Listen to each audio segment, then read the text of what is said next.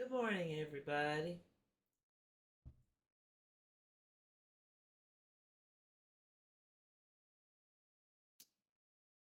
Yesterday, after that game, and y'all know this, I was mad, upset, 5150 hot beyond all reasonability.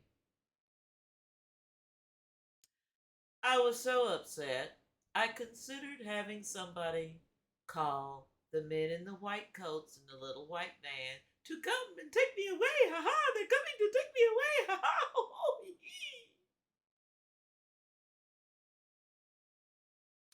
But since I didn't have that, and there was no comfort to be had anywhere because most of my family members were languishing under this same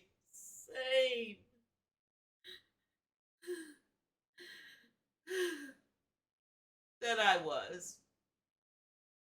And so I did find comfort with Captain Morgan.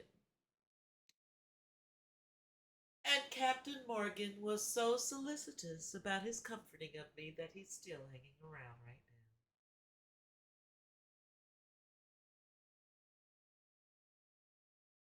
now. I have never seen a game where a defensive performance for at least 3.5 quarters was so.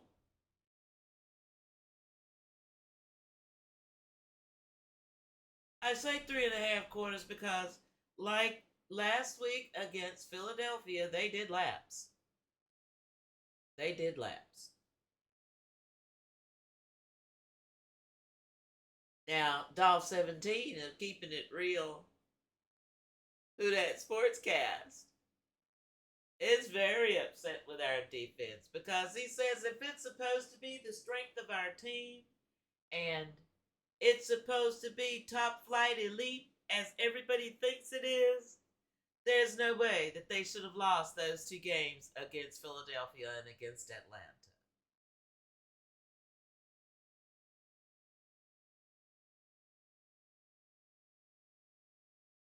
After the Friday injury report,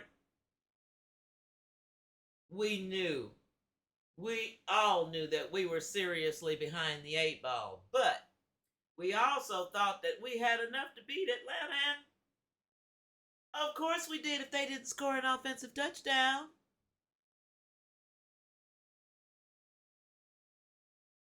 But sometimes things don't go the way that they're supposed to go in the NFL. Now, last week, I didn't make a morning after video. Not because I was so upset, but because I said, okay, this was expected that, Philly would beat us, but Atlanta beating us yesterday without an offensive touchdown. You know how rare that is for a team to win a game without scoring an offensive touchdown? Since 2006, I think it's happened 4 times, counting this time. What was it? Bears and Cardinals in 2006. 24-23 score. Bears defense. Back in that year, Bears defense was terrible. And then, what was it? 2011. San Francisco and Pittsburgh, where San Francisco held Pittsburgh to 3 points, but Pittsburgh did not allow San Francisco to score an offensive touchdown. And they won that game 20-3. 2018 Vikings Lions ends up 13-6 Vikings win. And this time, it might have been a greater feat or might have been talked about a whole lot more had the Saints won that game without allowing Atlanta to score an offensive touchdown. But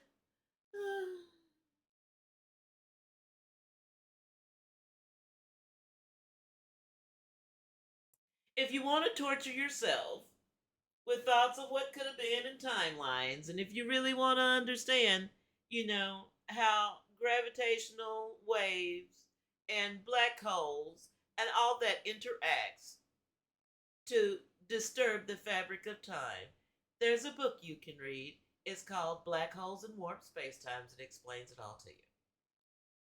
I ain't got time anyway. Coulda, woulda, shoulda. If we'd have done this, if we'd have done that, he should have zigged when he zagged. Rashid Shaheed should not have tried to field that punt inside the 5 yard line. Should have let it bounce off into the end zone. Bring it out at 30 and let the chips fall where they may. Didn't happen like that. And I will tell you that I have been the most adamant Derek Carr hater since they signed him here. Philly game and the Atlanta game. Well, not on Carr. Yes, at the end of the Philly game, he threw an interception. Common when you're trying to win a game in the last seconds.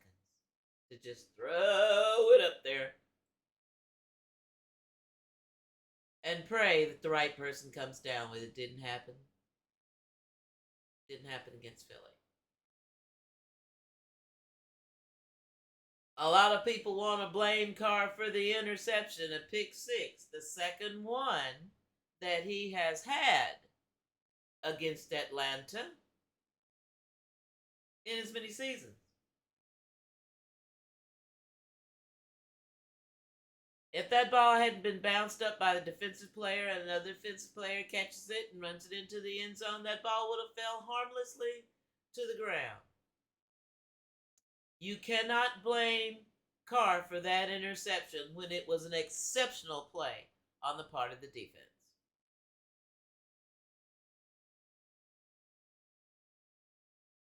We really can't blame Carr for a whole lot this time around. We really can't blame the offense for a whole lot, though they did have lapses, false starts.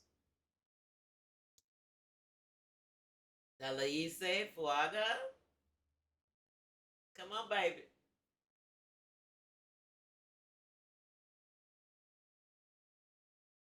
Our defense, and I hate to admit this, our defense let us down in Philly, and it let us down yesterday in Atlanta.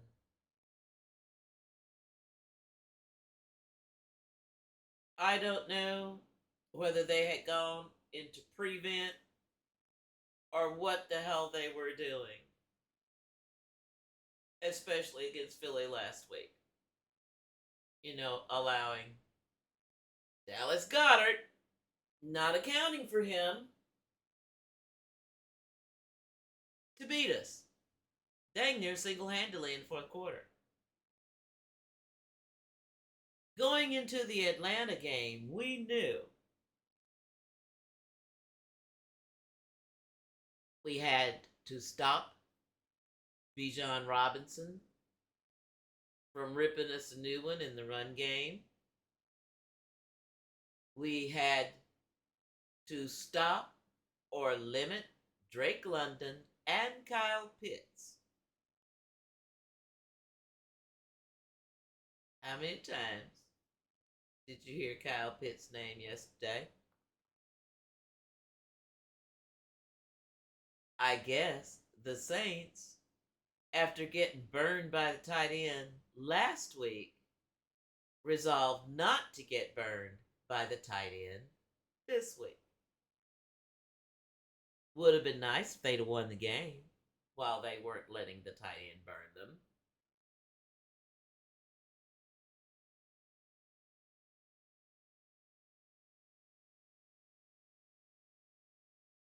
I guess I'm so upset about this game for the simple reason that it was Atlanta.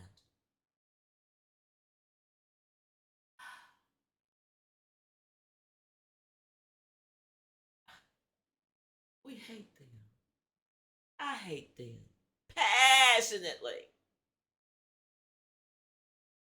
And even though I did say that we would split with Atlanta this season, whenever you lose to Atlanta, even if you're expecting it, it is a nasty taste in the mouth, believe me. Nasty to the max.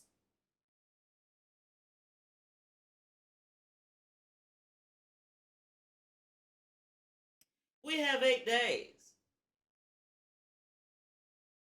between the conclusion of the Atlanta game and the beginning of the Kansas City game Monday night, a week from today. And Kansas City is beatable. They have looked shaky all season. I mean, dang. If Poe Atlanta, that couldn't score a touchdown on the Saints yesterday, almost beat them, what does that say about how they're playing right now? They're still winning. I mean, hey, winning ugly, still winning. And they're winning ugly.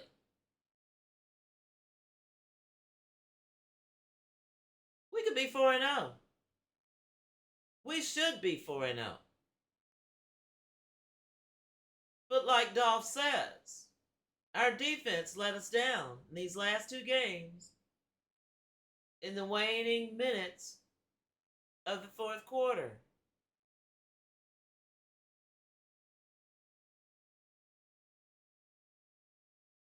Unable to put a game away. Offense did what it was supposed to do. They went down and got us the points to put us ahead. The defense was supposed to hold the other team. And letting Atlanta get past the 50 was already, no, that wasn't going to work because I almost believe Young Wei, not Young Ho, y'all. It might be spelled Young Ho, but it's pronounced Young Wei. Young Wei Koo probably hit it from the 50-yard line. He's the best kicker in the league, bar none, I believe. And the Saints miscues. Rashid Shaheed trying to field a punt inside the 5-yard line and fumbling it. All Atlanta had to do fall on it. Easiest touchdown there ever would be. And then that wonderful defensive play to give them a touchdown with the interception credited to Derek Carr. 14 points. Well, really, I'll say 7 points. Really, 7 points. Because that interception was just a heads up play. There was nothing that could be done about that. The defender don't make that play, the ball hits the ground, and we live to go another down. Didn't happen that way.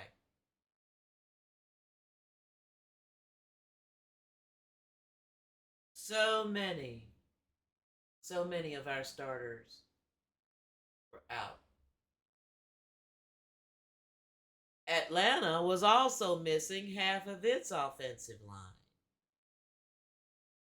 And it showed, with how the Saints defense was able to shut down Atlanta's run game.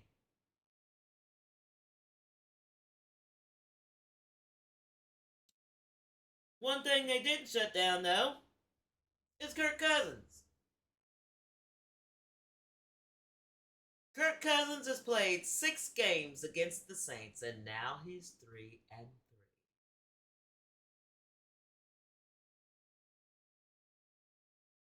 Kirk Cousins, for some reason, has the Saints' number.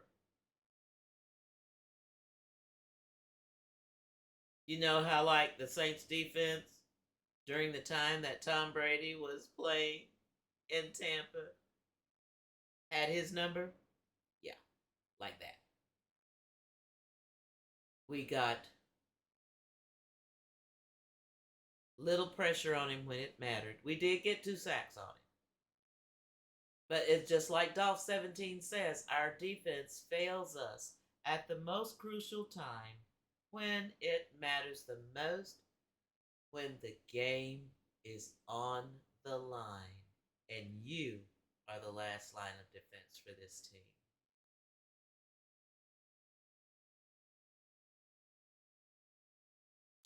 We're 2-2 now and should be 4-0.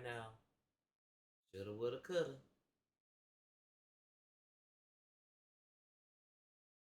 Nobody, nobody expects the Saints to beat Kansas City next Monday night. We can wish it, we can hope it, we can even dream it. But it has to be done on the field, not in our wishes or our hopes or our dreams.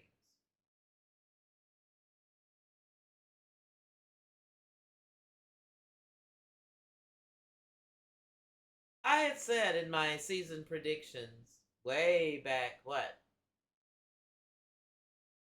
late July, that I may have to come back after, what, game 6, game 5, and reevaluate my positions on those games going forward as far as what the Saints' record would be going forward. Well, it's true we got Kansas City. After that, we got Tampa Bay. And after that, we have the Denver Broncos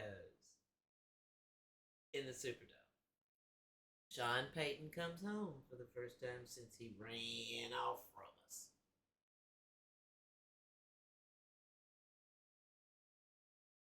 Like I said, nobody expects us to beat Kansas City.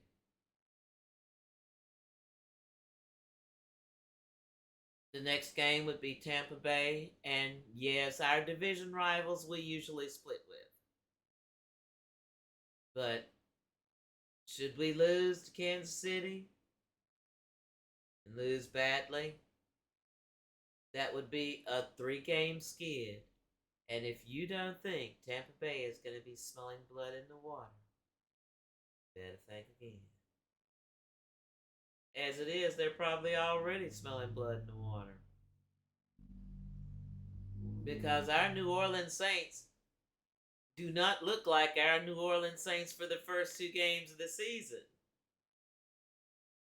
When many people were telling us, hold your horses, it's just the first 2 games, there's a whole lot of season left and anything can happen.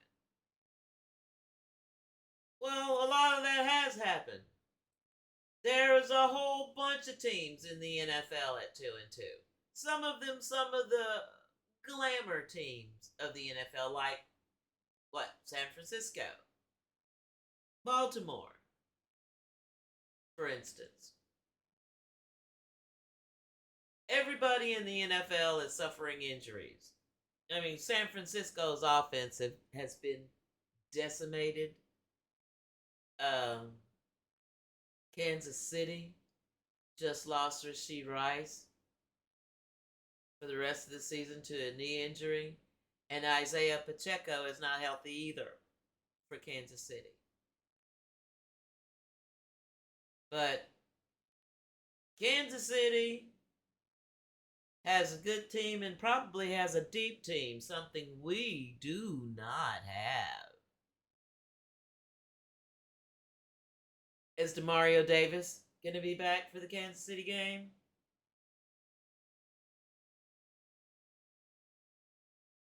Cesar Ruiz going to be back for the Kansas City game.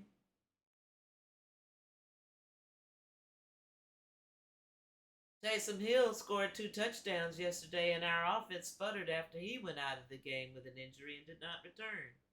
Is he going to be healthy enough to play Kansas City next Monday night?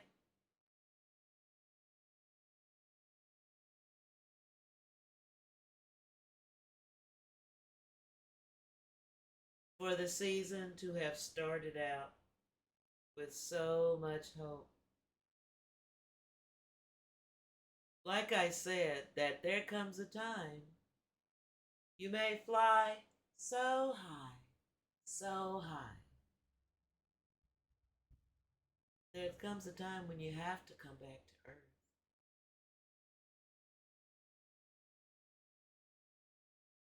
We didn't land with a thud against Philly.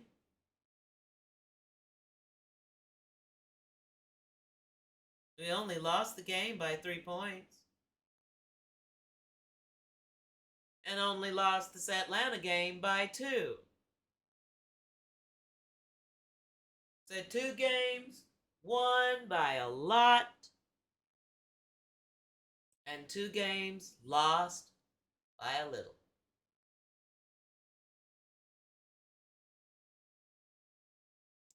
I had said that I thought that the offense would regress, but I did qualify.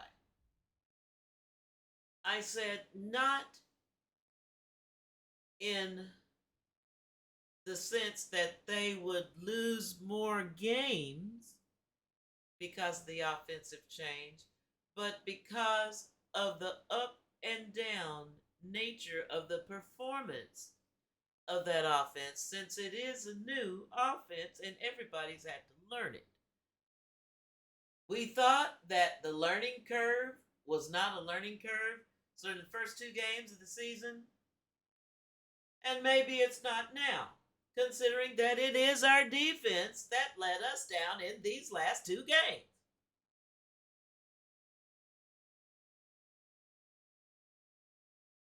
What are we going to do against Kansas City Monday night? Well, I do know that Clint Kubiak, our offensive coordinator, was at the Super Bowl last year. San Francisco.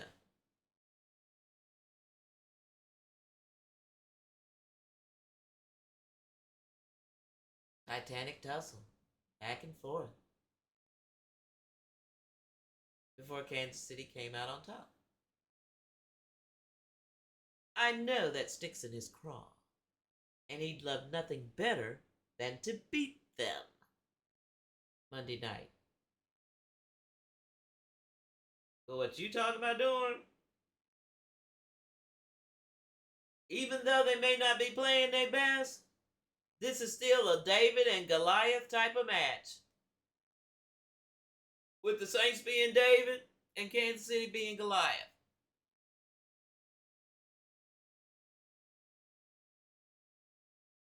Today is Monday. We're going to see how the injury report is by midweek. Kendre Miller should be getting ready to come back real soon, and we do need another running back because it seems like Jamal Williams isn't getting it done. Maybe he's lost a step. Maybe when he was in Detroit, what he was used for was short yardage and not to run between the tackles. Short yardage, goal line. That's how he had 17 touchdowns in 22. 23, 21. Anyway, 2-2. Not bad. Better than what my prediction was before. Better than my prediction for a 4. I had us at 1-3. Possibly 2-2 if we could manage to beat Philadelphia. Instead, we managed to beat Dallas and lose to Philadelphia. and we end up 2-2. When is it time to panic? It's not now. It's not now. It's less than a quarter of the season gone with 4 games. That means you got 75% of the season in front of you. Better than 75% of the season in front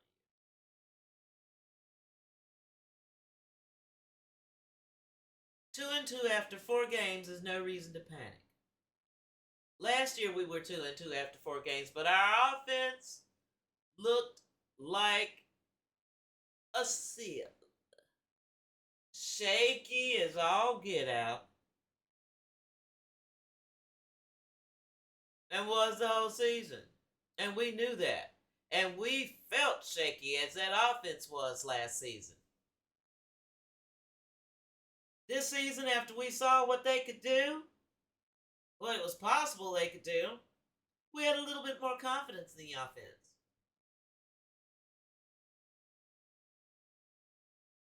Because we just absolutely knew our defense was. And they are. For 3.5 quarters, these last 2 games. And I don't know what's going on with the defense. That's supposed to be Dennis Allen's specialty. He's calling the defense. Dennis, you need to do a better job, baby. You need to do a better job.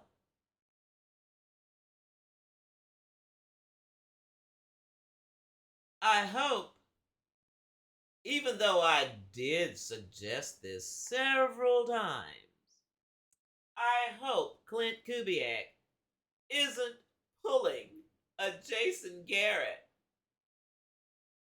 on Dennis Allen. Because we know how that went. When Jason Garrett, tanked the Cowboys' offense since he was their offensive coordinator. Probably so he could get the head coaching job. He wasn't no more successful at it than Wade Phillips was. Maybe 2 years, maybe 3 years he was there, and then Jerry kicked him to the curb too. Saints, I love y'all. I had said you wouldn't do better than 8-9 this year and miss the playoffs. I'd love to eat some crow about that.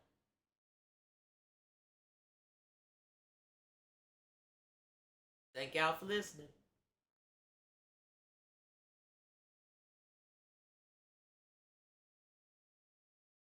Who dat?